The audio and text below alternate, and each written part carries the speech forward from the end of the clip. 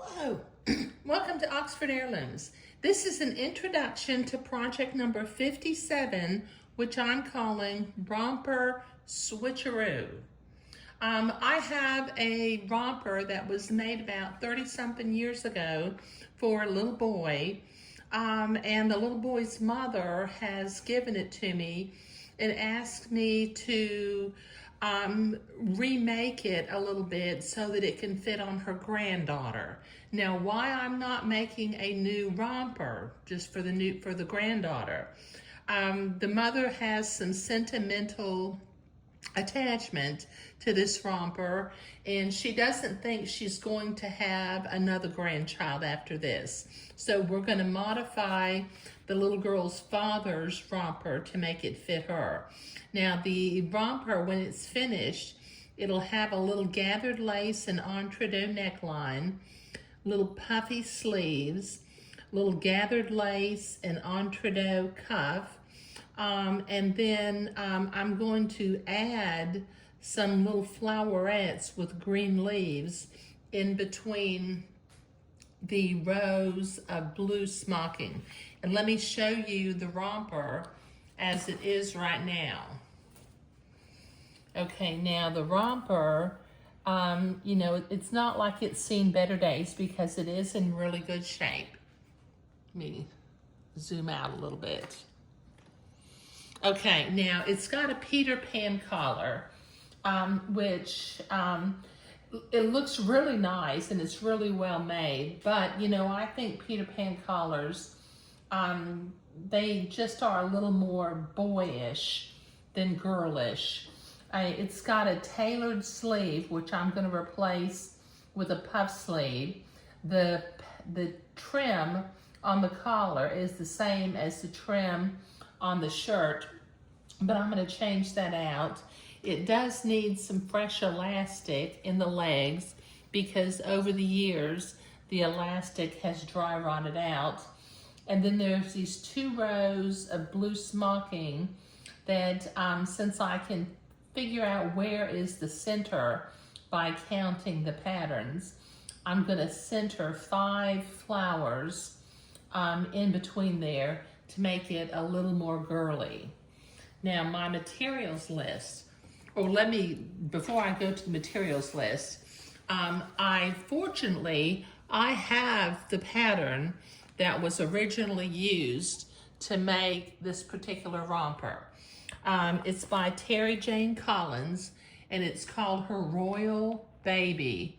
I made several of these rompers for my own children. So when my friend gave me this little boy romper, I recognized it. Now, Royal Baby does come with a little puff sleeve, which is really, it's got a real high puff to it. And I'm not sure, I may cut the sleeve down a little bit and maybe make it not quite so poofy up at the top. That kind of screams 1990s, I think. But you know, we'll see. Okay, now the materials list for this particular project. Okay, for Romper Switcheroo, you need to start with a vintage romper and then find a pattern that matches, and if you don't have one that matches, find one that will coordinate. I'm gonna need 1/2 yard of white Pima cotton, and in my stash, I did manage to find some white Pima cotton that is the same color as the romper, so I'm gonna use that to replace the sleeves, okay?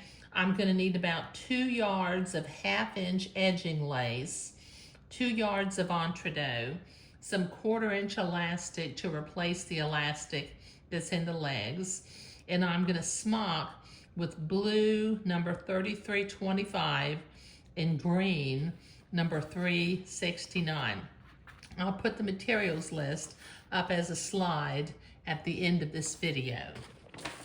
Okay, now my materials sitting out here. I've got my white Pima cotton. It's not Swiss Batiste, it's actually Pima cotton. Let me see if I can organize that. I've got my edging lace, which has little flowers, so it's a little girly lace.